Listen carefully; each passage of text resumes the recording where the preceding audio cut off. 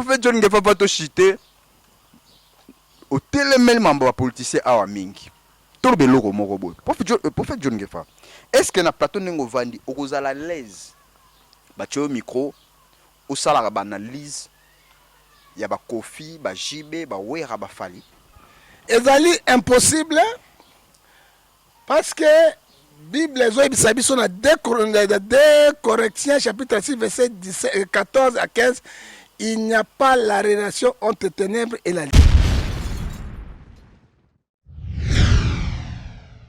Est-ce que ba artiste musicien mokili oh ba pasteur ba benga ba satana est-ce que atama kwa benga kio ba musicien ouais mokili muda benga ka Fali pe atindi contribution Fali pour patini contribution Fali pour ba aso monte ba warrior pe bayaki ba pe ba soutenir bayaki pelé bayaka pe l'église ba tie penda banderole na bango ba ki pelé ils étaient là les warriors. D'abord, à part Fali Poupa, à part Poupa, mon contribution ou à celle na musicien T. Mais yo toto zano et pas Kofi Olomide na matanga maman. Kofi a souhaité ngaika condoléances na SMS. A komika la même contribution. Après ça te l'auté. Après c'est l'auté à Zalibanda tout ça bon à ça l'auté. Après c'est condoléances c'est à sec. Mais wana mutuna makasi. Asa mutuna nga mesiko na mona sundolinga. Mais yo kangele kandate. Ngana okangele kanda pwani. Na kangele kwa nini? Na kanisi ata mabola mwasala ngata na prison. Na prison pala. Fere ata condoléances te. Abenga ata ko benga te. Da combien ata ko koma tu na samela na mama na mwasine ya mundela na tout ça ba prière moko pona mwana mbali wana. OK. Da yepo za kanda na. Fere na minute na kanda. Po yepe na mwana na ngakati. Voilà. Aki mwana na ngapenda. Po mama na ye na lia badimi na ye. OK. Donc mama na ye azali peda mundi Arche de Noé. Voilà. Partenaire na ya Arche. Ti ava ya ye bana ko mananga na bana de na mama na ye. Voilà. Donc Fere penda azoki singa koleka batutu. Batunyo surtout dans le monde peut ne pas venir me faire il fallait ya l'axe que oui papa ça. Voilà. Mais à ça l'autre. Mais ba biye ba matanga batute. Ah mais il faut ya Fere azo l'axe ba voiture au lia ya kotokolela na matanga. Ata moi sini kende botike la terre. Na leli. Peut-être mikolo pe ba mpia kezati. Nani? Ara mutana ba production malonga te ba mpia kezati. Ta muso aza pena mpia. Parce que Fali atindi to mona Fali za ba tourner ako tsambo. Fali ya bengi ya bena su na oyo wana comme Sule kauka. Sule. Da Sule ayaki awa. Oh. Mais équipe na donc ba ye pour prendre des soins nanga et puis c'était bon. Sula ayaki awa. Ayaki ko. Asa kule ndeni. Ah meti. Anati mundele mo. C'est le pasteur de l'île Salmona qui Sule. Anandi. Ayaki. Voilà. Donc ayaki. Moni Fali n'a pas problème nyonso na nango il est là. Ezateka lelo. OK. Depuis bon, na éviter ba dusu ba kangelinga kanda o. Est-ce que voilà pas bienaki? Ata kutu. Ata même pas ditanga ya kobenga. Ata appel manqué. Oh. Rien. Et bon héritier watanabe mo. Héritier atina SMS et puis andimi ko yamanga. Voilà. Amemanga lesika mo boye a consolenga. Wana zasko rendez-vous bo pesa ina. Rendez-vous oui, a bengaki et puis a eu rendez-vous a yamanga officiellement. Merci. Moi ça non ba luka mbongo ndenge wana te. Parce que AG chapitre 2 verset 8 dit l'or et l'argent appartient à Dieu.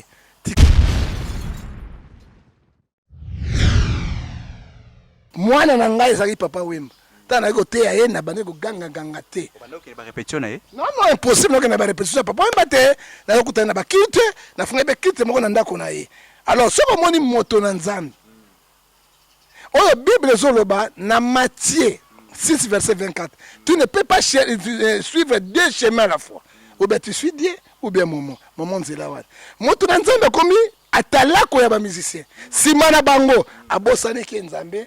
Là, il n'est plus un homme de Dieu, donc Satan a récupéré à Satan. Je prends Luc 22, verset 31 à 30.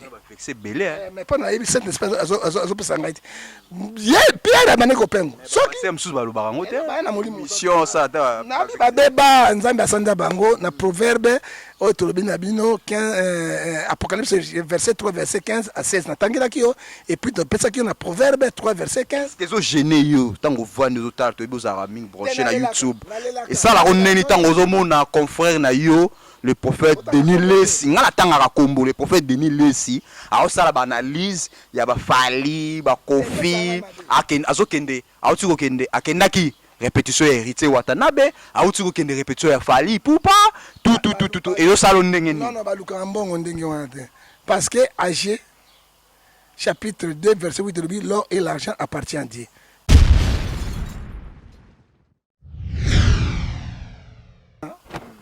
Boye ndeko azoloba héritier ye comment ko benga ye pasteur Wario eza ba fan ya Fally Ipupa ezali pasi mais oza pasteur ya Jésus ya église hein mais comme Wario na biloko ndeko zo sala ezopesa mais ba vieux sage bazali babanga donner c'est pour hein les vieux sages sont là ce que organisation na mino bozala no ba comité wana bozala kana ngo sala ka jouer rôle nini pas nanga dernier sako boudé bango nyonso ako boudé papa baruti dernier sako boudé bango nyonso alobaki asanzi bango nyonso alobaki asanzi bango nyonso alobi asanzi bango nyonso bayaki te ye moko azala video cha video zena o cha video pe batala ngo alobi asanzi bango nyonso bapesi causation te bapesi causation te ya kufela bapesi causation te oui bapesi causation te yo bapesi causation te pa na ye alobi asanzi bino asanzi bino ayini bino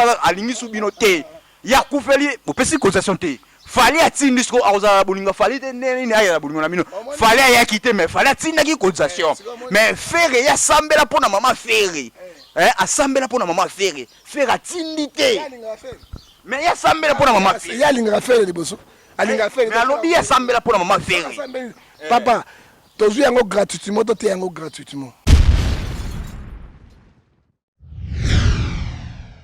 ananga te emonani lelo ke ni mukuna ni oyo perse ayaki oyo ya bon marché wana komana Kabunda Alesa ye Kabunda Alesa yaki Kabunda Alesa mobali muluba solo ayaki Kabunda Alesa aye ayaminga a souhaité nga ba condoléances atangisi moi mai nga ben atangisi moi mai après aki maga pia ki cotisation te mais ayaki Kabunda Alesa za patron te ya tambola pamba te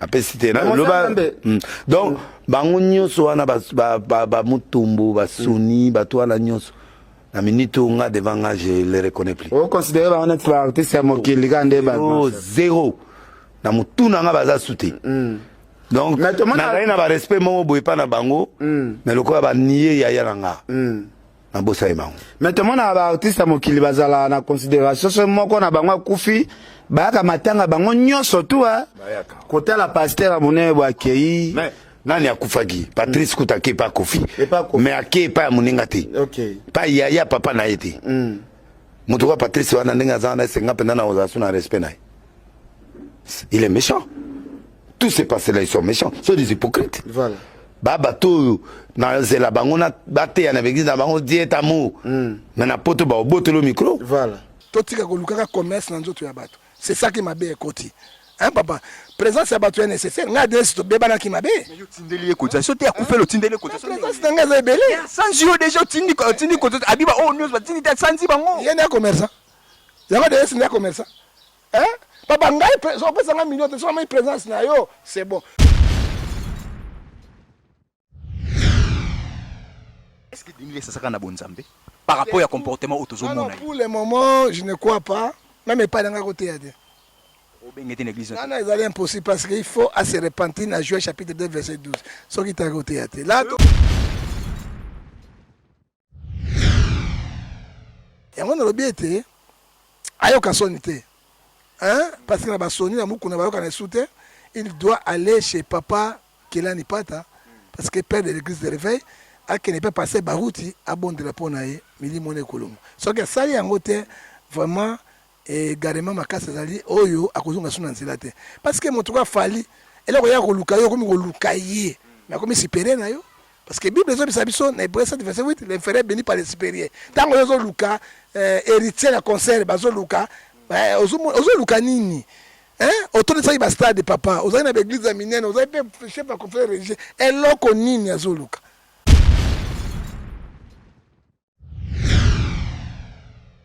atika nzambe asala mosala na ye ngai abengaki ye kaka me atindaki te abana profita nga kufa yaki mama na ye Kofi mama mitanga kufa yi awa. Est-ce que Denis ça pesa ki mbongo? Pourquoi ya yeba pesa Kofi apesa? Papa, nga bela ka. Nga va passer misu makasi boye. Nga la bela ka, boy ba otanga na makala, pa nga la bela ka ngai ozomona. Au monde ya politicien, Denis nezo banga. Bon ça va? Lelo na timbi na comprendre le prophète John Ngefa. Abanga kande Denis lesi. Obanga ye ozobanga makala ko. Kabila ozobanga te po kabila mo puté na yo, mo bobe na yo.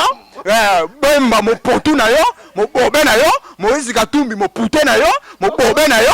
Allez, siko mo bolé na yo, mo bolé na yo. Okomisi Moïse Katumbi mo bolé na yo, okomisi Bemba mo bolé na yo, okomisi Kabila mo bolé na yo. Allez, siko yo Denis Lesi obanga kaye. Non, nous condamnons les actes de ça. Hein? Na lobi no so eza mosala nzo ba commerçante. Ya pesa Kofi Mbongo. Kofi kufela yi mama. Mama mi, ya pesa Kofi Mbongo te. So alingi Kofi pesa. Mais c'est ça le problème. Alors tout ça la makamwemo pour tout na Mozambique te. Parce que to lobi hein Matthieu 7:15 balou féroce la visée bakoza. Bato be ba mbongo na kombo ya Yesu ko nzamba yi bango te. Alors makamba de nini c'est un vrai Dieu to ba ete ndeko na égarément. Égarément ya makasi na yebite ndenga la conscience na yelo bakanini sala kanini moi je ne sais pas mais pour moi je condamne les effets avec efficacité parce que à l'imbisme bato sambela un grand homme de Dieu un grand pasteur ou asai makomine ne boy tala na suka apengwi pe akomi kwa kaleso mwana mokezanga valeur alors ngai nazo ko milela tana mona ka babana ndaka bino nazo lela est-ce que na tuna ka tata oyo est-ce que na mutu na ya kanisa kanini makamba zoloba ezana nzela na tout na kaza na bande côté azana moi cité ana ba conseiller hein mais na bi église na limité na matete ndenge zata soki bato misato mine bazana je ne sais pas so ba kene pona kabele bango mbongo mais pona ko sambela nzambe bo je ne crois pas tala ndenge a détruit basa na nzambe fa est-ce que pasteur lité ya kanda ndenge amemaka makambo ki pasteur na ndenge ya comédie est-ce que asalaka lisumu to eza nango normal pasteur était à Kanda c'est un comédien il n'est pas ministre de Dieu ce qu'il fait là a cause de conséquences na yango hein Bible ebisi biso Galates 6 verset 8 c'est que l'homme aura semé il mentionnera ce que pasteur était à Kanda fait il ne défie pas l'église azo panza mapate na nzambe on est blasphème contre le Saint-Esprit ezali na péché mosusu de soko du bon matin c'est la mort c'est fini.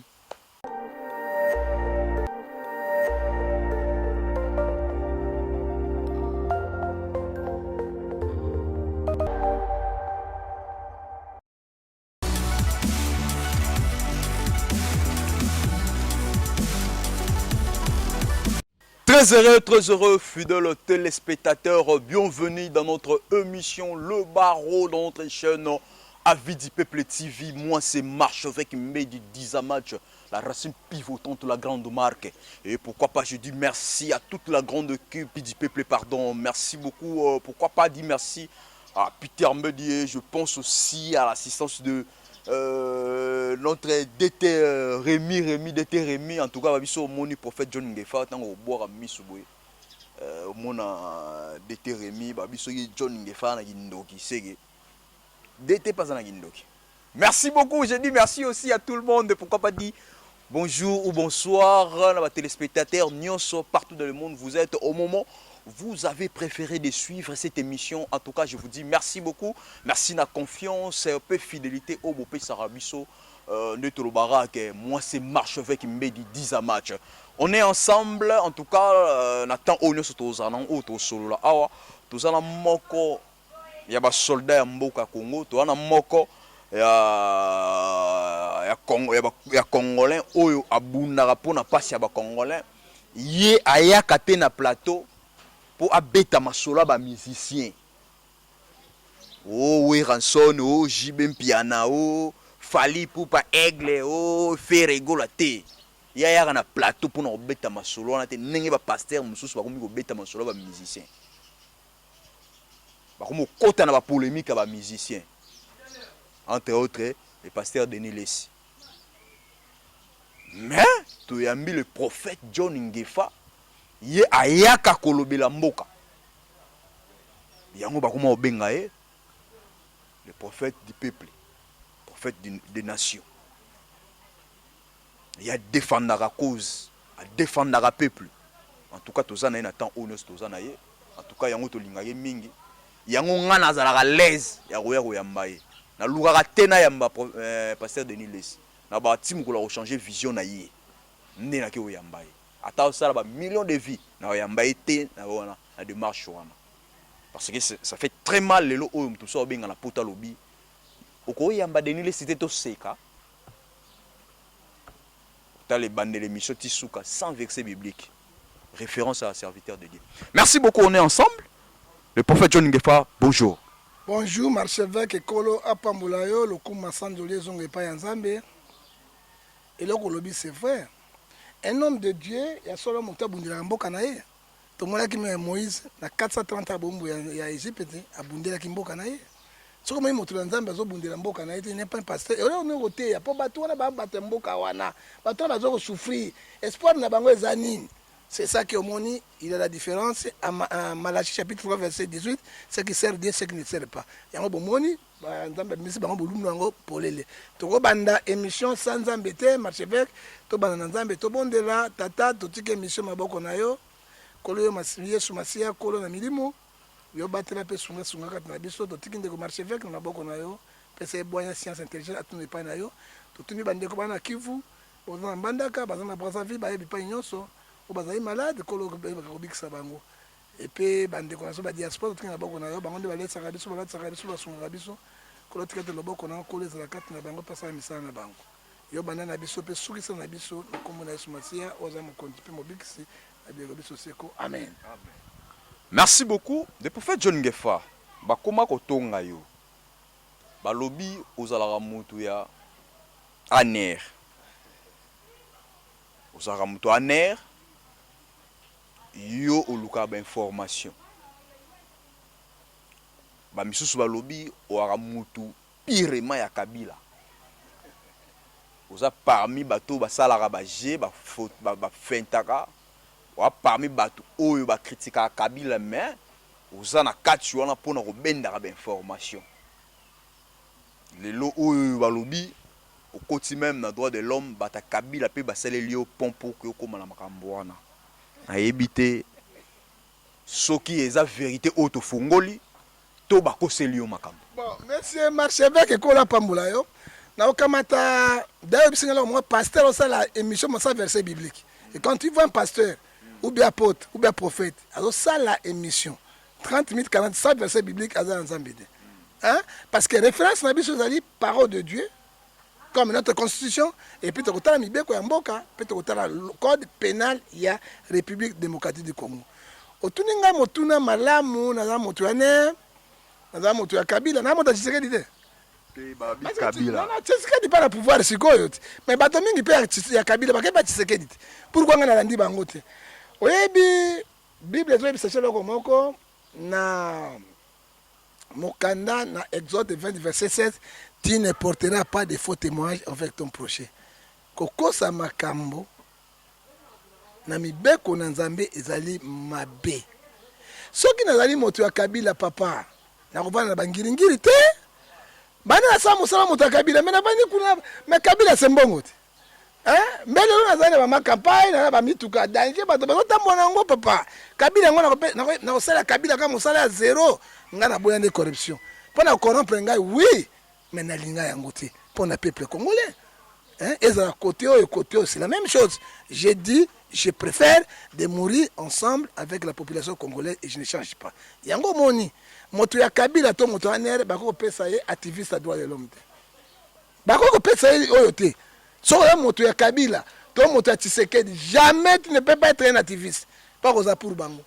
Mais ce qu'on activiste, ça doit de l'homme, mes amis, moto défendre les démunis, à défendre les causes et bateaux, à sa démocratie, puis à éveil patriotique. Hein? Botel mal est là. Botel ma peuple, bah, on a bis. Bah, carte visa, bah, suit. Bon, on a carte rôle et droit de l'homme. Et s'il n'y a pas le droit de l'homme, il n'y a pas la paix, il n'y a pas la démocratie, il n'y a pas aussi la liberté. Hein? Alors, ce que mon John Ngefa, je jure devant Dieu, la semaine à couper, Je ne suis pas ni Kabila ni Tshisekedi, nazali peuple congolais. C'est pour cela que nazali na côté moko jamais Nations Unies. Na kobanga nzambe omona kinga katite. Na yebi kinga katite. Na mona yango te na kobanga nzambe je jure. Na yebi kinga katite, na yebi pe et pas Tshisekedi te. Na yebi pe te, na pe na IDPS te. Pas ya Fayulu yebi. Fayulu na yebi, na wangana siko tshanga piège. Fayulu na kena 4 fois 5 fois. Ozomona et je parle Solola pe na yi. Solola na Fayulu popo na mbongo na zone français. Parce que loko zola nanga, fayulu zola nanga na zéro makuta. Ndena kena naissance na ngai na zongaki. Plus de 4 fois makuta na Fayulu. Plus de 4 fois. On a solo na Fayulu to vandibo. Na makambo tango zole. C'est ni akabela ombo. Bon, na politicien akabela ngai mbongo te. Ata moki oyo banda kolingela moki apesa ngai $1000 pour na suma moteur ya camion na élection na ye. Ça c'est la vérité. Akabela 500 $1000 abi na kene pa na abi mais président ngai na kota mona camion zo fimaka bo mais ba bo mangai nini prophète na abi camion ko moki attaque mon frère na bolingo nzambe apesa ngai $1000. On a bombarde 500 sumba moteur. C'est lui. À part c'est tant que président de Kwabenga nga masuso di kamezali bon moi transport na yekaka moi na tanga kombo ngote mais comme $5000 te. Bongo Jean-Pierre Bemba Gombo. Akabarate maboko makaso kwa makako. Makako penyo ya mabe penze ya leki memba taba Kongo mweta moto okopelea moto mo Kongo ke ba Jean-Pierre Bemba. Makako yango ba tu ba kima ye. Fodi na Gombo wana Gombo. Akoma mopotu na longo ya Gombo kala papa pesa loko zo loko. Yena un frate ato bele la te mona repanda te ya odune frate. Otomo kama za ka La ba komolo benga ke Gombo Gombo za la mutu. Benga ino komondo bano. Na ko benga sute. Siko problème ezani. Moto bondelo pardon benga tana batu ba kombo bano benga. Voilà. Siko tasa mutaye pa na yo. Somi ambo. Dazo kende yango te. Ya mopoto. Siko nako benga tota élection te ba luka biso. Ozomona OK quand même na makolote na voiture. Yeba moto na voiture yazonga tana mo essence. Na pe na bato bazaka ngai c'est vrai. OK quand même ozonga ki ozongi non. Moto kwa Bemba c'est vrai na lité na tango zaki na boloko na lité na CPI na sali tout na lobby mokimo bayoki ozomona mais apesa ngai merci ba pesa na mbo. Moto kwa Jean-Pierre Bemba na bengi Bemba Gombo. Gauthier Bele, Popo, Lipo, Gauthier. Ouais, émission na makambo, émission na matu moli. Siko papa ngi ba benga suna ka il paye chef. Parce que zo dukanga na makambo na loba wa. Il chef a jonga lisu. Siko il chef a contrat na iba mbongo na bango. Na la carte de visa. Ouais, mais non émission na botela ngai makambo. Émission na yo, botela ngai makambo. Nana no Jean-Pierre Bemba. Benga nana Jean-Pierre Bemba. Jean-Pierre Bemba. Bemba Gombo. Kokoriko. Soso ya pembe. Et tout a ekota. Bela ba kombo. Alors côté. Moi pote. Bela kombo. OK. Somi ya Congo. Somi ya mboka. Bemba Gombo, Bemba Gombo doa ngando ekeye moninga. Alors côté. Ezokoma te otakabaka te. Na yebite ene ko kabate maboko makasi lokola pendoko makako na yebite ekoma te ni intéresse cette vidéo du monde. Tanga zo ba boy. Moi je remercie les enfants de Mobutu. Quand j'ai commencé à faire la lutte contre moi Mobutu, boba na Kinshasa ba benga kingai, moi ba ko tira ma vélo pour que il faut dire la vérité. Parce que papa yon Mobutu ande kona otenité ba boya ye batonyos. Et puis mungwandi yongombe. Comment kuko na bino Mobutu fi mon président. De moi geste na mona kina bana ya maréchal Mobutu mais geste ngo na suma motu katena suma lopango tenite po bango pe na l'arte mais tango bango basalaka OK benga penanu mwana mboka Moïse Katumbi benga penanu te Moïse na ko benga ite parce que Moïse a congolais so ka congolais na bundela bana so Congo ba métis na ba métis comme président mboka za candidat en 2023 ba métis na ba métis ce sont nos frères parce que métis métis à cause de la papa mundele maman congolaise ana makila congolaise to ko boya bango pona métis à cause de la papa maman mundele papa congolaise ana makila na biso o to boyi ata 50% te ba métis bana droit ya mboka ba ko tia sénateur comme ministre problème dans 50% mboka na biso mais o to boyi na tête ya république. Tata yo ayi komema ngambo article nezalaka te 70 ya constitution pendant comme président de la République, on a des pères et des mères d'origine congolaise. Donc, balandina basource bakoko, hein? Balandina basource bakoko d'origine de basource bakoko. C'est comme Moïse Katumbi a commis tungisa mandengeni parce que Moïse Katumbi Cyrano Tchapwe. Papa na azali juif. Maman na zambienne. Na landa yé moko j'ai des images. Azoloba, mon père était venu au Congo. Tant que vous na Israël, ailleurs on s'en a pêche, on a grec. Des bons papa moi de pêche, c'est ma côte ma matière première. Et mon père n'était pas raciste. Na landi Moïse, les éléments sont là. Mais il a marié une zambienne. Oh, n'est Moïse, maman nazaïe congolaise. Madame Karine. Maman Moïse. Il a marié une zambienne. Ah bon? Moi, si à Moïse, il y a maman bana wana. Madame Karine. Karine. C'est Azalia Rwandaise. Rwandaise. Alors, Moïse a dans 50%, il y a métier, à 50%. Pourquoi un monteur? Tout le monde est un étranger dans la tête de la République. Djani, Awale Naeka, Djani, Djani. Mais ça n'a pas discipliné le roi Pébana, Congolais le rôle là, yo. Bateau Francis Kalombo, Baza Congolais le rôle là, yo. Pas discipliné. Le premier ministre qui a oublié, pas Moïse Katumbi. Mais tu que la vente de l'Iepsi, ma badette, il y a l'Inga président de la République, on a assis avec les étrangers à la tête de la République. Parce qu'article 72, et Pessin Dingisa, il y a Wana, Pona Ozala, Congolais, président de la République, des pères et des mères d'origine. Est-ce que vous avez étranger dans le sommet en Boka? Étranger déjà, Zala déjà est présent dans la République. Tout le temps à Kassavubu, Congolais. Tu es dans Mobutu, Congolais. Tu es dans Kabila, papa, Congolais. Tu es dans Kabila, moi, Congolais. Non, Kabila n'est pas Congolais. Bayaka na Sokoto na Boti. Yo so mona papa Congolais, moi, Congolais. Infiltration. C'est une infiltration. Hein? Infiltration. Même Papa Congolais, moi, Congolais. Exemple. Hein? Papa Congolais, moi, yo mo Congolais. Parce que moi, non, c'est la Congolais. Par exemple. Na moni yo yao.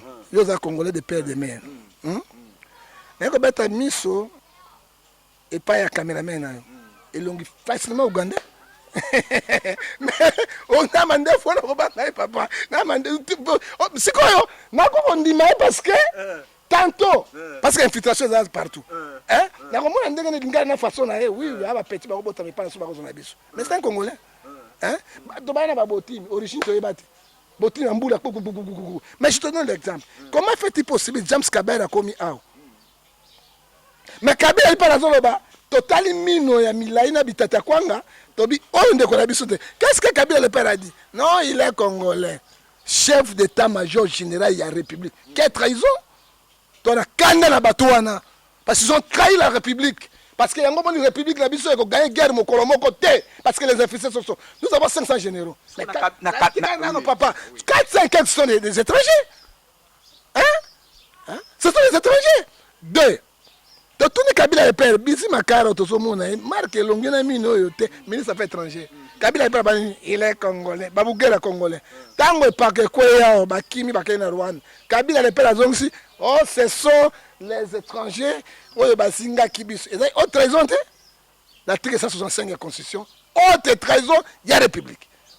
Et nous disons ceci, Moïse Aménama Yamali. Si on a une candidature, à na Zambie. So on a candidature na ye akende et pas tata na ye kuna na epe na Tel Aviv kuna esika ni Israël mais ami tout à tolo na mboko yote parce que aza même 50% ya congolais te azoki ngolu comme gouverneur il y a vu le plus riche ya Congo o ya zu akoki kozwa mais après ça merci na Nzambe parce que akokomaka le sous-président de la République dès que nous sommes vivants to boy na mboka na biso to lobi ba ko sala na bango a cause entrepreneur a cause la mutu nini a cause la pena so wana a cause la paix a cause na mais Bokizara Kabila congolais te Joseph Kabila Bokizaki congolais te mais Kabange pe bakombo na biso sikoyo prophète John Ngefata ngolobi awa babizima kara olobi babilongi na bango funda su Kabila nini o efunda ke pa na ye ke waza congolais te funde pa na liboso chinois azoya awa asali 2 ans ya pam na mona beti mutu ba osambisa ya beta congolais beta leki pona nini na beta leki pona nini congolais so ke ba benga ba komona bango mosu ya biso ba Congo chinois zo ba lingala boyo bangi mais Kabila ye 18 ans asuka na lingala kabo Mon maki a bon cantin à ça dans cantin mais on a le bani papa na yo moko. Je suis pas contre lui mais je dis la vérité. Mon memi kaka mon memi maki a bon cantin maki point cantin et suka kaka bon. Siko ngina lo basika. Abakisa ta mususu te. Mususu te banda longwa 18 ans suka kaka bon. Lingala yebi ka yango. Yebi yango na kaka yango. Lingala. Kamera mutapesa lingala wa. Mon memi maki. Suka kaka wana. Siko lingi siko na yebisa yo ni. Dalakisa kamera. Kamera mutalakisa ka yeko. La yebisa yo nini? Okozele makambo boye. Olokausela mwana mboka makambo boye. Mwana mboka yango tozokpona zote. Carte visée comme changa changa. Bango ne ba pesi. Ozomona tozokpona na mboka. Non, il faut dire la vérité. Article 70 il faut activer yango. Mais to boyi ba pa na mboka na biso te. Ba meti wana yonso na ba meti ba kisa motema. Boza bande ko na biso. Tozo pesa ce discours ya paix. Vous êtes nos frères. Parce que ce qu'on a maquillé à 50% à Pamba, aux alliés congolais. Hein? Mais oh, ni papa ni maman, on ne doit pas accepter. Il y a république, base à yango, to boyango to lobini, yele santal, yonde kundo, au cas c'est bana posangu bade boko lolo. Yami balé. Bossa makabo Gauthier Salité, Gauthier Bill, roi d'Angleterre. Congolais de père et mère, comme roi d'Angleterre. Oto benge Gauthier Bele, oto benge Ndeka Luka. Popoli. Ba ayo bangala, oyo Congolais wana miso makati. Yo famille kuna tebo, yo kubari. Mais à côté na kati wa. À côté la famille royale. Gauthier nenge nini? Ni solo lare le cas. Motata ngambonga sali. Kodona boli misanga. OK. Chweke. Mboka ko balango nini? Livre sterling. Sakana na dollar na erodi. Gotebele. Ndeka luka popoli. Miso makasi ndokite. Le président roi d'Angleterre Gotebele. Ako aju pe deuxième plan. Les personnes à Koufi, à côté mobimba. À côté mobimba, oh, mais son macasse à mon balio, yo. Je me sens pas ta présence Angola, Kakabo, t'as combien de présents Angola? Ayango wazu présent Angola. Ouada ngete ya présent Angola beka. Alors ça business. On a vu qu'on est Ndekeluka. Et Mataekita. Comme ça, comme c'est présent Congo. Gauthier Beloga, Popolipo, Poto, ok? Popolipo. Ah, merci beaucoup. Infiltration boy. Biso de fungoli miso. Papa te n'aime pas sur. Au moins entre l'ami et frère le choix est clair. Mais Bible c'est de tournement mais le bini. Nzai bezo ba israélien. Bozo bimao. Tango boko ba mboka la bino. Bopo na mopayate. Parce que mopayate ta mboka. Akoyeba bino ta kubamba bino kozwa bi recherche ezo na mboka na bango. Regarde aujourd'hui Rwanda. Tala Uganda Burundi. Mais le prophète John Gefa malembe nanu. To kende pa tozonge pai ba kizako ba biozara trop tribal. Yo aza somi nengolo baka somi ya mboka soki somi ya nini oyo lobaka yo kaka oyo aza mongala yo defandaka ye balobi awa yo bemba na temeli bemba awa soki to mbele bana kataka ta bemba na lobi yango clair hein na bila kene ba falu 4 fois nazonga na lokote na lobani zana silisa question nanga babe wa tribal zana silisa babe za tribal yo oyo nyonso zanga mte Équateur do pa na yo azalaka bien to kende pa to songe pa balobi awa to yebi awa musicien o bokechu ya finga ka bakonza mboka afingaka bakonza mboka afinga kabila mbula na mbula fingi kabila atumba sala ba désordre so lelo oyo aza parmi bato oyo basala ba mise babetaka na poto te ya créer ba désordre atumba ba mituka bato a créer ba désordre ebele na poto facha ye to katsa ke bande ko finga kabila akaka facha ye ali abandi su na fachi mais balobi le prophète John Ngefa awawa akoma na défenseur qui doit de l'homme ya prophète John Ngefa donc et monani penza donc et pas ya bokechu tibal kala awa bazai bangala te sauf mokia nyoso na otala bangwa na taille même docteur Olilunga j'étais makala na va tribal te au monde sikoyo likambo ya je suis pas tribal ngai mwana azali mongala mokongo moswahili mboka fande na liya mamoki ya éclairci bato oyo koteli mingi nakei likambo ya boketu premier boketu na bumoki boketu premier nga moto na tie kombo ya Chekevala Zairwa tobokoto ya Laura Sokoko nabengi yo 3 fois tala avion yango oluwaki yango oyo avion mobimba bato otikanga na Belgique ya Laura Sokoko nde makambo basuki ya Laura Sokoko. Merci beaucoup tolandi na bengai, merci à ya Laura Sokoko na pension mbote longonya, merci retour libération ya boketu wa yambo, merci boketu premier ça liti na ye boketu premier na kolobela ko et puis liti lelo e combat e bandi na boketu te combat e bandi de liboso na Simon Kimbangu oya budaki ba Belge Kimbangu na finga te non mais ko finga te mais acte Kimbangu mo sala yango ba Belge ba kanga ki ba bomaki ye deuxième combat e bandi na Kasavubu combat e kei ti bangwanda ba kei combat continuer ti lelo ndeko tozali boketu azali mokonzi ya combat te combat banda Simon Kimbangu balumumba bakasavubu tie continuer lelo ozomona ça de quoi si même boketu n'est plus là combat il va continuer mais bakangaki boketu atikali ki wana jamais combat il va continuer et puis de papa mboko ezana matanga bato bazokufa mikotu na est ya mboka les sang innocents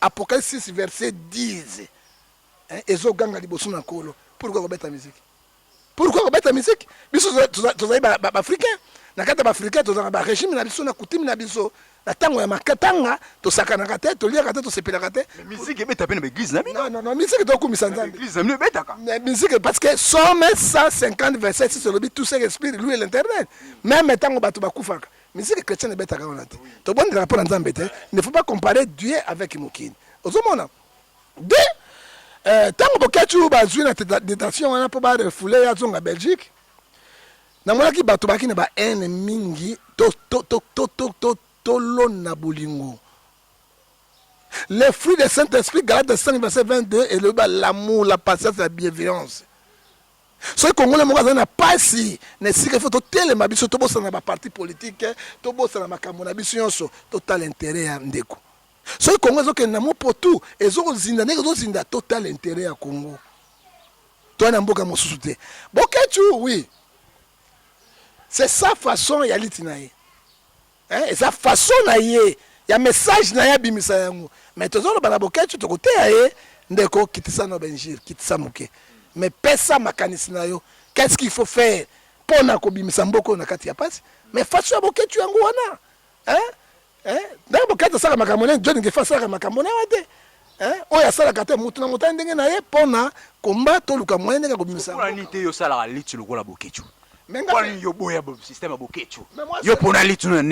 moi, je suis un homme de défendre la vérité. Mais c'est sa façon de communication. Mais article 26 de la Constitution, lobby, liberté d'expression, même Mouta Betty François, Abeti Hollande, Mbata, Abeti Nani Macron, Mbata pas bon monnaie. Mais ce que j'ai en Afrique, il y a Bino, Mboga, il y a Pamba Pam. Honorable Tambo Eliezer, alobaki oro meka to sangela, oro me Robeta Fatimba to sangela. Fatima la mboka Fatima saini. Ozomona mutu pena ye malembe boye. Boa. Mais na moni minduke bimaki te. Na mona ba bumaki batote. Awa na Afrique, o meki yango matungu pe minduke robimate. Ekobima. Fati. Ekobima. Fati aza commandant ya sécurité na ite. La buta lobaka neta to niatia lobaka. Matungu la beta libanga za lelo. Matungu la beta libanga mwana pota za lelo porte dispari dossier mususu kofungola ngo wana batia kore matungu lwa to tia dossier mususu yango to kofungola ngo so ya état de droit chebe ebimi o mususu bazania ebimi ya droit de l'homme ubangi pete na mikamba bato même ndeko na biso to kobimisa dossier to yeba matungu la kende wapi est-ce que pour bazana mbwa ndeya garde civile ya gendarme ya police elia mikuwa na nzoto ne mobimba mais siko kolo sikoyo wa beta kabila libanda ezali wapi mais soki biso na Afrique lelo obetika libanda to mbatabu bakoboma tout autour ezana bosili et puis babomi bango bakosala sunini bakolanda bino tina ba famille na bino ça dit quoi na kata mindele na Europe démocratie za solo ba kondana 4 mois après démocratie za solo otelemela kabila mbula kabila sala yoni otelemela mbula sala eloko te eloko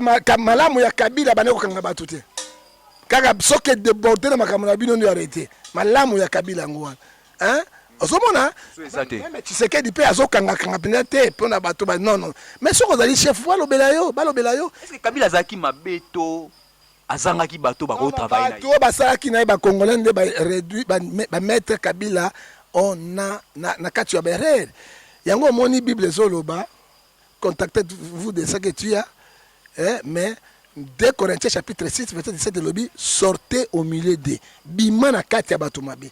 Et même situation Kabila Kei, ce sont les infiltrés, bah, ils sont partis. C'est qu'il dit, ils ont bloqué le système Mboka et Tamoula. Mais pour la Boketu, tu es solo là. Parce que les Boketu, papa na memingam. Na memingam, likambo. Quand on a bon de Boketu, bimana na prison. Quand on a ça qui est mission, c'est notre fait tout le monde moko. Mais di kamba Boketu. Yango pe ba hôtel melopo ba oza tribal, le côté yango makasi bongo le roi zande ko na Équateur. Le roi ande ko na Équateur, donc ndeko bakanza. Yango wana Njomi Dongala azamboka na ndengo so bebisa kombo na mais so yaki bemba kombo amelo diomi tika polémique makebe Diomi Dongala azamboka kongo te mais nezala kite ko tala na prison ba komba ba misuso bebisa kamso bongisa bon benga na Moïse Katumbi to soko bongisa to bebisa Moïse Katumbi c'est Moïse Katumbi chapo Moïse Katumbi chapwe Serrano Joseph Kabila Kabange benga na mwana mboka pe benga ino Joseph te tika makambo ya mwana mboka biloko chanya zolo bango eloko to telemi yango tika azapende ko azaki na biso likambo pete yo salo nene oza vibo so ba na ndako no balobi ke no mwana moko oyo az étranger yo papa congolais mwana na az étranger moi sinanga azali mama bana azali mais yebe siko Joseph papa na ya azali yo ebipe que Joseph Kabila bien Joseph Kabila papa na ye oyebi kaza congolais bana nanga na lakisa bango mingi te nalo belo congolais lelo boyoka popo bamba batu makambo ka ndenge wana moi sinanga mama bana lakisa ye pina mingi te mais so que omoni bana na ngai omoni lolenge na ye okaza rwandaise po je mo suye kobima hein so que mati bana nga mo so basi na si bango oui ah ba no bisa la vérité na bisa la vérité ko c'est yo ko bala rwandaise non ye azali mama na ye mongala papa na mongala mama na za vivante papa na ndi akufa ozomona so alazi bana nga mo susu wana komona bango mais baza bango te baza d'origine congolaise ozomona mais to boyi batazolo misongo mais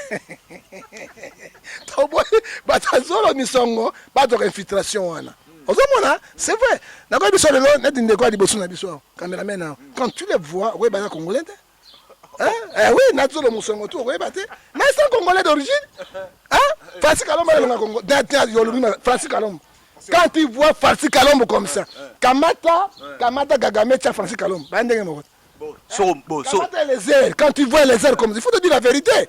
Kamata les airs, mon bimbabo. Au moins, mon pote, Kamata Moubimbabo. Tiens, il y a Nazem Skabal. Et les airs. Ah oui, mais ce sont des Congolais. Hein? C'est ça, Zoé. Zoé. Ah, papa, voilà, Ougandais, voilà, tu as de vendre. Ah, ben, bon, moi, quand tu souffres, na makambo ebele, papa. So boy na mboka bato bo respecter mboka bo respecter ba congolais parce que to subino kwa apena na bomio kao bomio pino ozangelo wa koloba Jeannette Kabila bango na bango côté ba yabiso to ebate papa to mona kaka sangisa non mais bana Kabila biloko alisanga courage nda tondaka bango ba esprit ya o ba benga ngo frondondo te ngo ba tonda te biso to nyoko ma to sufraka Nanda osamisa makambo. Boss, Kamere, Sotel Kamere. Kamere Burundais d'origine, mais maïla mo potu ya poloso. Ah mo so ba onde. Lobina yote papa ya Kamere wa botiye. Hein?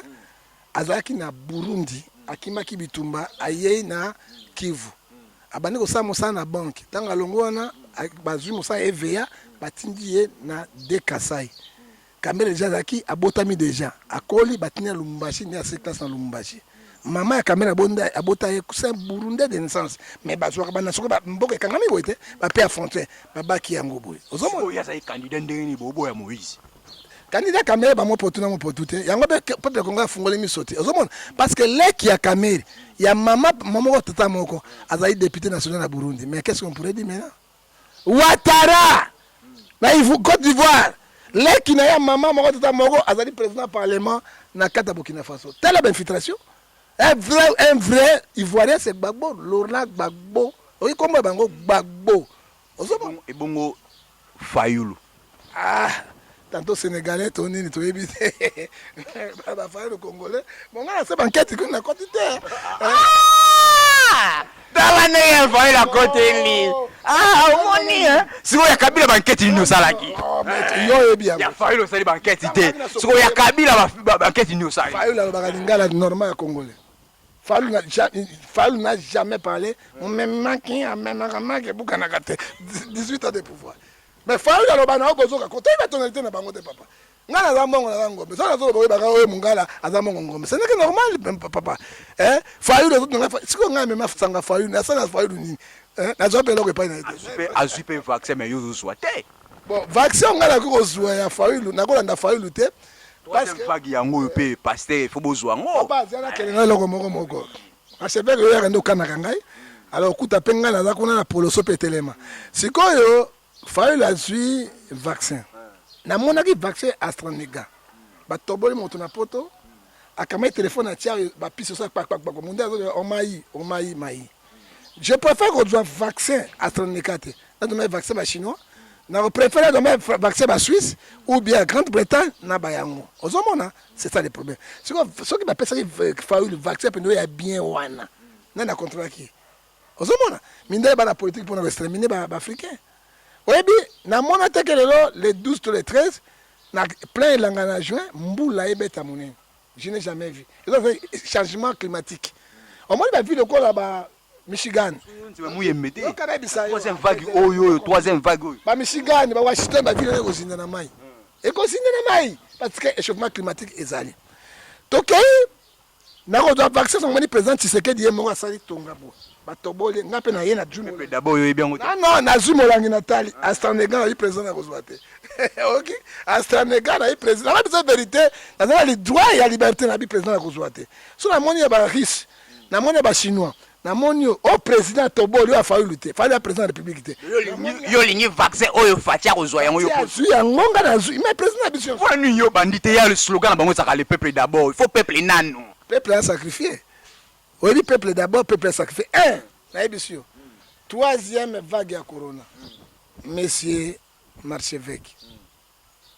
Tant que Corona est banda la première vague. Tant que si la gato évite. Si vous avez la deuxième vague, vous avez la troisième et la deuxième vague. Comment les gens paient nous? Parce que ça il nous prend comme les bourriques, il nous prend comme les singes ou bien quoi des macaques. On a couvre-feu, il y a couvre-feu, il y a deuxième vague qui fait 21h. Il y a troisième vague comme il fait 22h. Tout ça, on a couvre-feu. Kabila, Kabila, journaliste Kabila, on a un micro, patron. Papa, na yo boye. Première vague. Confinement. On a première vague confinement. Deuxième vague couvre-feu 21h. Troisième vague couvre-feu 22h. Deuxième vague. Ne bandeto qui même annonce. Quand sorti na réseaux sociaux moyembe kuna, ka emati. Moyembe kaka commissionnaire à gouvernement pouvoir. Peuple zo comprendre. Monsieur, je te jure, na moni moto akufi na coronavirus na misu na ngai te. Lobby nazoka na prier na kosambela na buso nzambe la Bible je peux mettre ma main coupée na monité même na quartier mais otambula kufi na coronavirus rien. Deux. To comme la troisième vague. Deuxième vague ne bemda ke suka ki wapi? Troisième vague to na confinement mususu. Na expliquer yo komoko. Il faut ba yeba. Na kati Afrique to na climat tropical. To na deux saisons. Saison de pluie na saison sèche. Sauf de côté la saison sèche, oyelanga bato nyonso eza changement climatique il faut za kosu il faut za mwa fièvre mutu pasi tosaka biloko na biso esili nga somi bamindongo bambiolongo na bapoche ebelebele tondi ngai ekotenga na ndako ebandaki na mwana ya moke koko na ngai se ndako mbabeni tout babiki esili où est le coronavirus lelo ozoka bato bakosu partout parce changement ya climat eza epai na biso soki mpe oyo esili donc comme na climat oyo ya chaud ya pluie ebandi même phénomène ekozonga parce que on ne change pas la nature. Pour la prophète John Ngefa, troisième vague eza nango corona te eza nde kosu ya changement ya climat. Hein, na ba mitu passe. Mamu so muyemba yebi yango te. Muyembe complicité ngoto bobo. Hein, complicité ya grave avandeli wana laboratoire muyembe avandi na laboratoire ne oh nyoka. Papa boka na suna confinement mboka na souffrance bobo kanga biso.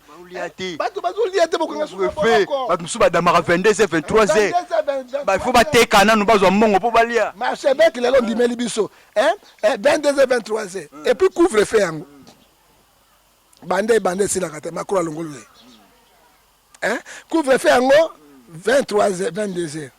So komi on paye 50 francs 100 francs balekisi yo siko tango soda za péage comme partout péage na ville Mombaki sasa péage et puis ba camion yo so mona camion makanga na commissariat hein après 23h yango to bisiko couvre-feu yango elongwaka te bino ba konzi botambola butu ndenge ni bokangi peuple en otage mais bino botamba butu ça dit quoi banda couvre-feu banda bo commencer à 3h vague. Ça dit quoi? Merci beaucoup. Je dis merci à Maman Monique mon gagne le cœur en or. Maman Monique mon gagne le cœur en or. Mon thème ya papa Guilhem Matondo, papa Eba Mardoché, papa Eba Miracle. Hein? L'homme le plus bon de la planète Terre, c'est papa Guilhem Matondo. Cet homme il est bon, tellement bon. L'ami de Jésus-Christ, c'est papa Guilhem Matondo. Non, t'es... Ah. Ami? Tanana bata bote mama la moi boy na yebité. Ah, non papa Guilhem Matondo. Allez qui popolipo. Popolipo. Voilà Gotebele. Ah, Gotebele. Ah, oh Marchevek ayo allez penza. Akoye. Marchevek yango mandefa comme tout propre. Mokili ayo, tawo tikana yo. Na Kabila na Tshisekedi na ba député na Guilhem Matondo. Tawo tikabino Tseka. Tawo tikabino. On y planga. Hein? Si ko papa Guilhem Matondo. Papa Guilhem Matondo wana. Moi si na ye ezalaka maman Monique Mongani. Le cœur en or. Le cœur en or. So basi ba cœur ni bibende. Tika makamo sera pour. Maman Brigitte za la cœur ya maman Brigitte za la cœur ya mbodi. Cœur en mbodi kasi. Tu dis c'est aluminium hein? To la cœur en or. Maman Monique Mongani. Le cœur aza ko na motema ya wolo, le cœur en or. Bana na bango Miracle na Mardoché. C'est quoi là tu ne connais pas? Gotebele roi d'Angleterre atondi mokili mobimba. Yo waso na bwaka ye. Na bwaka ye. Tana bwaka ye. Deuxième femme n'a pas maman Angleterre, deuxième femme n'est pas mon avis. Mon mère Angleterre quand il goûte. Oh, Congolais mi soma kasi ndokite. Gotia kana. Tango il fait la kisaït. To bona kama Kabila le père et moi ça la kisakate. To bona moi ça que je vais. To bona ra Gotebele. Mais moi ça Gotebele to. Pas de pona nini. Betranga loka Gotia wana. Nous vivons l'époque de Gotebele, l'homme le plus puissant de la planète Terre. Sa poche a trop de billets de valeur plus que la banque centrale de l'RDC. Sa fortune est comparable à la banque de Suisse. La personne c'est Gotebele, cet homme le puissant plus que la puissance elle-même. Très puissant même. Bato sate bango banani. Gotebele. Et puis tu ça interview. Est-ce que bato bandinga sango na otinda mate? Est-ce que utinda inga na weser nyo na boyi kotinda Gotebele kasi biso yo na prophète John Ngefa tinda biso lisusu na weser nyo ko sala biso o to bengi roi d'Angleterre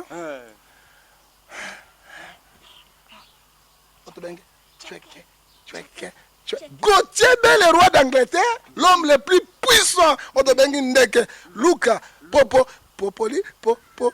Ouh, Gauthier parle. Sakala ngo boss ngai boss. Gauthier so na bien na ko balukela yo. Oh, baluka. Ah, baluka. Popoli, ndeke Luca. Oh, so na bien na ko baluka. Merci beaucoup, vraiment, nous sommes arrivés à la fin. Mais le prophète John Ngefa pas to chité. Au télémel mambo politicien awa mingi. Tout le logo moko boy. Prophète John Ngefa. Est-ce que na plateau nengo vandi okozala l'aise? Ba tio micro ou sala ba analyse ya ba Kofi, ba JB, ba Wera ba Fali. Ezali impossible parce que Bible sur la 2 Corinthiens chapitre 6 verset 14 à 15, il n'y a pas la relation entre ténèbres et la lumière. Ngai na ninzela ya Jésus, bango ba ninzela na bango ya mokili. Tokozo sika mokote. Mais pekisa mité parce que Roi Nabiso Binini Matthieu 10 verset 7 à 8 allait prêcher dit le de ses proches. Il faut que mon zanga mon nyamo Pierre abokaki oya kangaki mbisi za ba ami toi porter bango et pas ya Yesu. Mwana na ngai ezali papa wemba tana ko te aye na bande ko ganga te Bandoke ba répétition na ye. non impossible que na ba répétition papa wemba te na ko tana ba kite na funga be kite moko na ndako na ye. Alors soko moni moto na nzambe oyo Bible zoloba na Matthieu 6 verset 24 tu ne peux pas suivre deux chemins à la fois ou bien tu suis Dieu ou bien moment nzela wana moto na nzambe komi atalako ya ba musicien simana bango abosane ke nzambe. Là, il n'est plus un homme de Dieu, donc Satan a récupéré à Satan. Je prends Luc 22, verset 31 à 32. C'est belé, hein. Mais pas dans la cette espèce de Pierre a mané copengo. C'est msous balu barango te. Mission ça ta. Na babeba nzambe asanda bango na proverbe o tolobi na bino Apocalypse verset 3 verset 15 à 16 na tangela kio et puis de pesa kio na proverbe 3 verset 15. Kezo gêné yo tango vandi zo tar to bozara ming branché na YouTube. Et ça la onneni tango zo mona confrère na yo le prophète Denis Lesi ngala tangaka kombo le prophète Denis Lesi a osala ba analyse ya ba Fali ba Kofi azokende autiko kende akendaki répétition ya héritier Watanabe autiko kende répétition ya Fali Poupa tout et yo sala ndenge ni. Est-ce que ba artiste musicien mokili oh ba pasteur ba benga ba satana est-ce que atama ko benga kio ba musicien oya mokili muda benga ka Fali pe atindi contribution Fali pour patini contribution. Fali pour ba aso monte ba warrior pe bayaki. Ba warrior pe ba soutenir. Bayaki pelé bayaka pe l'église. Ba tie penda banderole na bango ba ki belé. Ils étaient là les warriors. D'abord à part Fali pour pas montati. À part Poupa montapesinga contribution ou asali na ba musicien té. Mais yo toto zana et pas Kofi Olomide na matanga maman. Kofi a souhaité ngai ka condoléances na SMS. A komi ka même contribution après ça te loté. Après c'est le côté azalibanda tout ça bon asale le côté après c'est quand condoléances c'est à sec mais wana mutu na makasi asa mutu na ngame siko na mona sundolinga mais ye okangele kanda te ngana okangele kanda pwani na okangele kwa nini na kanisi ata mabola mwasala ngata na prison fere ata condoléances te abengi ata ko benga te da komi ata ko koma tu na samela na mama na mwasi na mundela na tout ça ba prière moko pona mwana mbali wana OK da ye poza kanda na fere na minute na nakanda po yipe na mwana na ngakati voilà aki mwana na ngapenda po mama na ye na lia badimi na ye OK donc mama na ye azali penda mundi mi Arche de Noé voilà. Partenaire na ya Arche ti ava ya ye bana ko mana ngana bana de na mama na ye voilà donc fere penda azoki singa koleka batutu batunyo surtout dans le monde peut ne pas venir me faire il fallait ya l'axe que oui papa ça voilà mais asa loté mais ba biye ba matanga batute ah mais il faut ya fere azo l'axe ba voiture oli ya ko tokolela matanga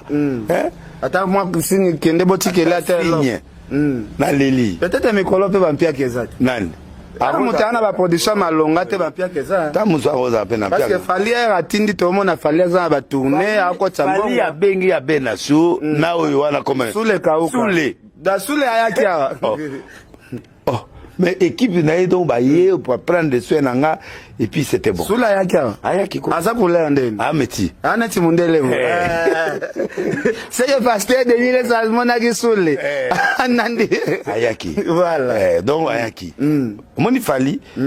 Na ba problème nyonso na nango il est là. Ezateka lelo. OK. Depuis. Bon, na évité ba busu ba kangelinga kanda o. Est-ce que voilà pas bienaki? Ata kutu. Ata même pas ditanga ya kobenga. Ata appel manqué. Oh. Rien. Et bon héritier Watanabe mo. Héritier atina SMS et puis andimi ko yamanga. Voilà. Amemanga lesika mo boye a consolenga. Wana za siko rendez-vous bo pesa ina. Rendez-vous oui, a bengaki et puis a eu rendez-vous à yamanga officiellement. Merci. Mon cher parce que AG chapitre 2 verset 8 de l'or et l'argent appartient à Dieu. Tikanzamba futabino. Biso juna ba jipite mekoya. Tolongwe na bato comme na makapa malem nzamba ko futa ngai. Hein mais on azo mona ndeko na ngai to échouer mission nzamba pesa ki biso. Mission nzamba pesa to ezali na mukanda na Romains 12 verset 31 à 40. Cherchez premièrement le royaume des cieux, tout ça viendra après. Allez, Matthieu 10, verset 7 à 10. Allez prêcher, dites le royaume des cieux proche. On est au thé à bango, toki comme ça, à talaku. On est au kumisa kombo ya Yesu. Hein? To boy ko kumisa kombo ya Yesu, comme na kombo ya batu. Automatiquement, c'est Deutéronome 28, verset 28. Dieu t'envoie l'esprit d'égarement, personne ne t'est sauvé. Alors, dans les bateau boy. Oh, ils ont déclaré, bah, signe attend de la fin. Et celui qui persévère jusqu'à la fin sera sauvé. Et Naïbi Sibino en tant que prophète du peuple, et puis dans un pasteur, dans un prophète, dans un Bonzambe. Romains 14, verset 1, lobby, faites accueillir ceux qui sont faibles à la foi, ne discutez pas les opinions. Hein? Et puis, n'accueille les sous-sous, n'a kata mokanda, les sous-sous, dans Romains chapitre 14, verset, n'a repère Sabino, n'a dit, tout ce que nous voyons sur la terre, Dieu nous amènera au jugement. Il faut toquer bas, n'a pas loup féroce. Ce que dit encore, la Bible nous dit, Matthieu 7, verset 15 à 16, les loups féroces sont entrés dans les partages de Dieu au sein de l'église. Et est-ce que que... c'est ça, les 16 lobby, vous les reconnaissez par les fruits. Tant qu'on a un monde, vous voyez, de quoi loba. Héritier, comment Robengaye, pasteur Wario. Wario, ils ont des fans, il a fallu pour pas. Ils allaient passer. Mais vous avez pasteur à Jésus. Il y a l'église. Hein? Mais comme Wario, na biloko ndeko ça là, ils ont mais ba vieux sages bazale ba banga donner c'est pour. Hein? Les vieux sages sont là. Est-ce que l'organisation n'a pas de comité, on a besoin de nango, ça il joue un rôle nini. Pas d'anga. Dernier ça ko boudé bango ça ko boudé papa baruti. Dernier ça ko boudé bango nyonso. Alo ba ya sanzi bango nyonso. Alo ba ya sanzi bango nyonso. Alo ba sanzi bango nyonso. Ba ya kité. Ye mo ka za vidéo, cha vidéo. C'est na cha vidéo pe batala ngo. Alo ba sanzi bango nyonso. Ba pesi ko za sote. Ba pesi ko za sote ya kufe ba pesi ko za sote. Ba pesi cotisation. Oui, ba pesi ko za sote. Yo ba pesi ko za sote pa na ye alo ba sanzi bino. Ana ngati. E monani lelo ke ni mukuna ni oya Persi ayaki oyo ya bon marché wana comme Kabundalesa ye Kabundalesa yaki Kabundalesa mobali muluba solo ayaki Kabundalesa aye ayaminga a souhaité nga ba condoléances atangisi moi mai nga ben atangisi moi mai après aki maga pia ki cotisation te mais ayaki Kabundalesa za patron te ya tambola rapamba te apesité donc bango nyonso wana ba mutumbu ba suni bato wana nyonso na minute nga devant nga je les reconnais plus. On considère ba honnête ba artiste mokili kande ba zéro na mutuna nga baza souté. Donc na na ba respect mo boy pa na bango mais lokola ba nier ya nga na bosa e bango. Maintenant na ba artiste mokili bazala na considération ce moko na bango kufi ba matanga bango nyonso tu côté la pasteur monene bo akei mais nani akufaki Patrice Kutake pa Kofi mais ake pa muninga te pa ya papa na été mutu kwa Patrice wana ndinga zana senga penda na ozasu na respect na il est méchant tous ces passés là ils sont méchants sont des hypocrites voilà baba to na zela bango na bate ya na église na bango dieta amour mais na poto ba obotelo micro voilà Parce que vous êtes des hypocrites. Parce que voilà que ça. asa na ngai mais sanzi bino ayini bino alingi bino te ya kufeli opesi causation te fali atindi siko akozala bolinga fali te nini ayala bolingo na bino fali ayaki te mais fali atindaki causation mais fere ya sambela mpona mama fere asambela mpona mama fere fere atindi te mais ya sambela mpona mama fere ya lingaka fere liboso alinga fere mais alobi ya sambela mpona mama fere papa tozwi yango gratuitement to te yango gratuitement totika kolukaka commerce na nzoto ya bato c'est ça qui mabe ekoti hein papa présence ya bato est nécessaire nga desi tobebanaki mabe yo tindeli ye causation te akufeli otindeli causation présence na nga eza ebele sanzi yo déjà otindi causation abiba oyo nyonso batindi te sanzi bango ye nde ya commerçant yango desi nde ya commerçant hein papa ngai opesanga million te sokamai présence na yo c'est bon na condamné oui aza na raison totala deni tota Charles Elesi qui était Charles Elesi egang baoba mais tango akufaki ata nakoma Denis Elesi te mais baza na famille ya bapasteur ebele pourquoi bayi kaka epai ya bapasteur ngo te basali mabe hein oyebi na toso verset biblique oyo Proverbe 10 verset 12 la haine excessive des querelles l'amour couvre toutes les fautes balingaki kotala balingaki batala nécessairement Charles Elesi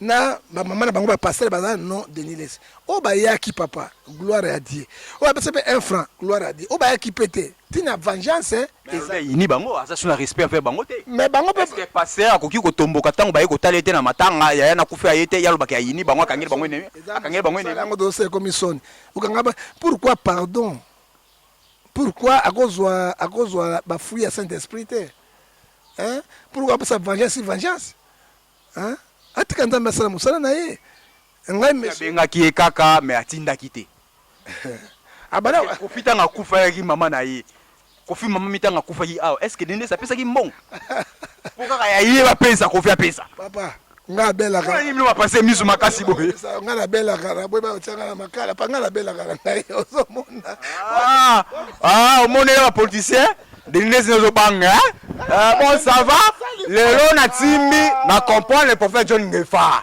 abangaka nde Denis Elesi obangaka ye ozobanga makala ko kabila ozobange te mpo kabila mopute na yo mobobe na yo bemba mopotu na yo mobobe na yo Moïse Katumbi mopute na yo mobobe na yo ale siko moboleya na yo okomisi Moïse Katumbi moboleya na yo okomisi Bemba moboleya na yo okomisi Kabila moboleya na yo allez sikoyo Denis Elesi obangaka ye non nous condamnons les actes aux sala hein na lobi no eza mosala nzo ba commerçant te ya pesa kofi mbongo kofi kufela mama mi ya pesa kofi mbongo te so alingi kofi pesa mais c'est ça le problème alors to sala makambo ya mopotu na Mozambe te parce que to lobi hein Matthieu 7:15 balou féroce ravissait bakoza bato be bazo mbongo na kombo ya Yesu ko nzambe ayibango te alors makambo de Denis c'est un vrai dieu to ba ete ndeko na également ya makasi na yebite ndenga la conscience na yelo bakanini sala kanini moi je ne sais pas mais pour moi je condamne les effets avec efficacité parce que à l'imbisme bato sambela un grand homme de Dieu un grand pasteur ou asai makamina ne boy tala na suka apengwi pe akomi kwa kaleso mwana mokezanga valeur alors ngai nazo ko milela tana mona ka babana ndaka bino nazolela est-ce que na tuna tata oyo est-ce que na mutu na yakanisa kanini makamba zoloba ezana nzela na tuna ka ezana bande côté azana mwasi te ana ba conseil te hein mais na bi église na limité na matete ndenge zata soki bato misato mine bazali je ne sais pas so ba kene pona kabele bango mbongo mais pona ko sambela nzambe bo je ne crois pas tala ndenge a détruit basai na nzambe na so verset moko Jérémie 23 verset 1 à 4 nzambe azo basi le berger c'est ça le prophète Jegefa donc yo monano bat nyoso ba moboleya na yo Kabila moboleya na yo Moïse Katumbi moboleya na yo oyebisaka bango ke baza bakongolais te Jean-Pierre Bemba moboleya na yo ekoma na ntango ya prophète Denis Elesi lokola yoyebi ke yo bangaka ye akoti prison moyo loba eza te sikoyo Denis Elesi akosa komele bato prison mais leader ya solo akangisaka bato te un vrai leader d'opinion akangisaka bato te hein papa nous condamnons les effets makambo azosala wana na bahéritier ezosala biso pasi mission na biso Messie liboso ezali Matthieu 10 verset 7 à 9 allez prêcher dites le royaume de Dieu est proche ya mibale na 8 elobi vous avez ici gratuitement donné ça gratuitement. Ezalaka soko bonde pour na moto afuta yo pour ça qui bon. Non non non non non non. Ça c'est comme escroquerie spirituelle. Deuxième mission na biso o bande kwa zo bunga ezali na Romains chapitre 12 verset 31 à 40. Hein, cherchez premièrement le royaume de Dieu, tout ça viendra après. Ozomona et Bible ezoyebisa biso lisusu tozala bolingo ya bato. Hein? Maintenant que tout le monde ndeko ça biloko wana automatiquement accueille l'esprit il y a également Deutéronome 28 verset 28 babi personne ne peut te sauver. Mais le prophète Zoloba, le pasteur Zoloba ke na longoli bango na mitema. Ezali la haine. Parce que Bible ezoyebisa biso na Proverbe 10 verset 12 la haine excite les querelles mais l'amour couvre toutes les fautes. Est-ce que Daniel ça sera na bonzambe par rapport au comportement autozomona? Non, pour le moment, je ne crois pas. Même pas dans le côté. Non, c'est impossible parce qu'il faut se repentir dans Joël chapitre 2 verset 12. Ce qui est à côté. Là, il déjà qu'il n'est pas moulangi, kuna kendaka se morobo, kuna kendaka oui, agenda au se repentir. Ouais, non, maman langa pas moulaki parce qu'elle sur le côté, maman olang que ses âmes se reposent en paix. Mais tant que l'on kuna continue il peut bien, mais na kamo esu nenga na pelengeni na poloso na sein de l'église, nous regrettons nous tous. Et on a le bien été ayoka sonité.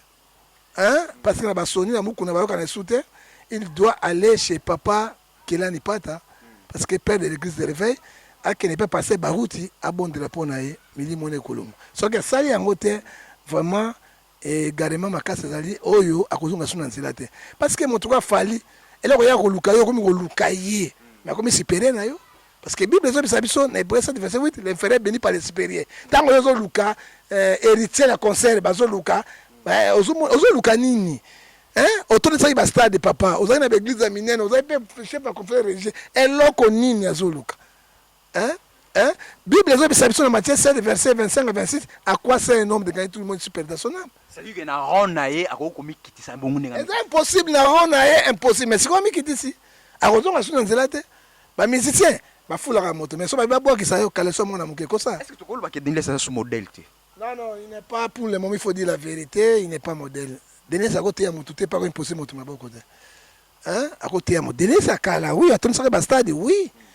Mais il y a lelo non. Oh ya lelo to ebité lo koni. O bani na bandimi o bakenda na église au peuple de Dieu bazo baté peuple ba Nzambe tout ba okende bazo mona. Ephésiens 5 verset 16 racheter le temps quand les jours sont mauvais. Et Ephésiens 5 le sous et lobina 14 celui qui dort réveille-toi l'intérieur qui éclairera. Merci beaucoup le prophète John Gefa. Le prophète John Gefa tombe okoma fuma na suka. Na kotuna eloko yo. Ezalaka nini to mona ba pasteur ba kweya. C'est-à-dire que pasteur mo kombo tambolaka.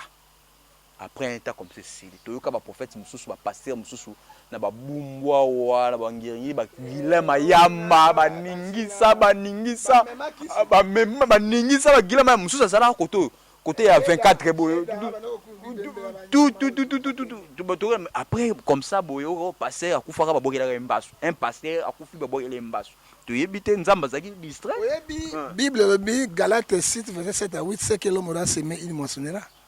Et Bible sur Romains 6 23 le ça dit péché c'est la mort. On ne blague pas avec Dieu. Nzambe abomi Moïse abomi sa mutu te. Il n'a pas eu la compassion à Moïse.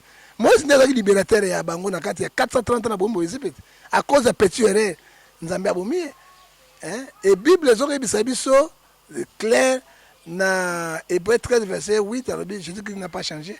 Il est le même hier aujourd'hui éternellement. Ba ça na Nzambe te. Hein? Osomona papa. Et nakamati bango sur Luc verset 22 verset 31 à 34. Pierre, Pierre tu-même au Seigneur tu sais, mais aujourd'hui ça t'a réclamé yo. Porter comme ça qu'on a porte. Ngana sambeli pona yo. Tango yo okobika lendi sape baninga mususu. Yo ba denisi bazo kuya na sata kangi bango. Ba passer ba komo boma batu. Passer zo boma batu. Tout nyoso ona mabe ba passer tout. Est-ce que lelo oyo tokoki kopesa Koffi Olomide raison ou adutaka na pasteur congolais? Koffi Olomide akoko douter na pasteur congolais te ayena ba pasteur ba sambela ba kotilo la ye pa kotilo. Non, akotaka na ba dojo na bango ba miyeba. Ce n'est pas tout le monde. Ce n'est pas tout le monde. Ba Koffi Olomide bazo ko mélanger makamosu na sike ezate. Hein? Alebi ba kombo ya tanga ba pasteur wana, ba kuta na bango na ba maison na bango. Na bisika na bango, jimosu na rapé atanga to denise tonani akendeke na doctrine basambelaka na elongo toyebi bango c'est l'air mais bible ezoyebisa biso clair Malachie chapitre 3 verset 18 vous verrez la différence ce qui sert Dieu ce qui ne sert pas et 1 Thessaloniciens chapitre 2 verset 19 la Bible le Seigneur connaît ce qui lui appartient il les protège ozomona eza nyonso bana banzela kufuli midete nyonso bana niveau bedingo te o bakota ka biloko yango bazosamba lokola mbongo ya kala oyo bible ezobisa biso Luc 12 verset 3 ekomi tango nzambe abimisa bango pe asambusa bango polele po ete batika misala wana soki bakokontinue te bakozwa paralysie soki paralysie prostate ya double effet soki prostate te baza kosuka na Romains 6:23 le salaire du péché c'est la mort. Est-ce qu'on dit mais la prophétie au Roger Bakazo pesa na ba pasteur nenga pesa ka wana? Mais Roger Bakazo ba prophétie malé ba kufa oh soki a chanté te retour le père. Ya Roger pas père te. Ka ba doit retour pas père, ya Roger Bakazo pas père te. Imagine il faut ngalo finga micro tout. Ya zo ko ngote et puis on est trop bon pesa prophétie pas ma ba Roger Bakazo n'est pas prophète. Papa, John Ngefane, John Ngefane, ce n'est pas n'importe qui. Attention, on tient mon sabina soka koba. Bah tiens mon sabina soka koba, tiens mon sabina soka koba. Attention. On est tout prophétie. Ah tout est comme. Après si prophétie à lobby, na matete, moto pasteur monga okufa monene. Mais moi c'est kotika na kati ya église na. Mais est-ce moi ça kotika na bina de Niles? Est-ce qu'il y a tant de santé maman Tina? Aibite to ki yango yaka sino kutina na mama emi non moto azana makambo na chance na biloko na ye qu'est-ce que nous pouvons dire aujourd'hui? Roger Baka il est un évangéliste atikela évangéliste donc prophétique et pesami na moto nyonso mais osa prophétiser tu peux prophétiser mais tu n'es pas un prophète.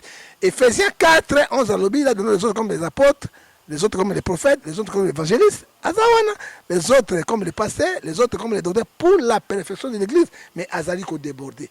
Il y a une profession sur le ça ils ont les kalalukuta, ils ont quoi? Ceux qui sont faibles à la foi, ils ont ramassé bangote, mais ceux qui ont ba Christ abéré, au lobby de quand on va vérifier les écritures, par Roger Baka bazali non partant. Merci beaucoup. Donc comme vraiment nous sommes vraiment arrivés à la fin. Dernier message, dernière question à Touni. Le prophète John Ngefa, est-ce que pasteur lité ya kanda nenge amemaka makambo ki pasteur na nenge ya comédie est-ce que asalaka lisumu to eza nango normal? Pasteur lité ya kanda c'est un comédien. Il n'est pas ministre de Dieu. Ce qu'il fait là a des conséquences na yango. Bible ebisibiso Galates 6, verset 8, c'est que l'homme aura semé, il mentionnera.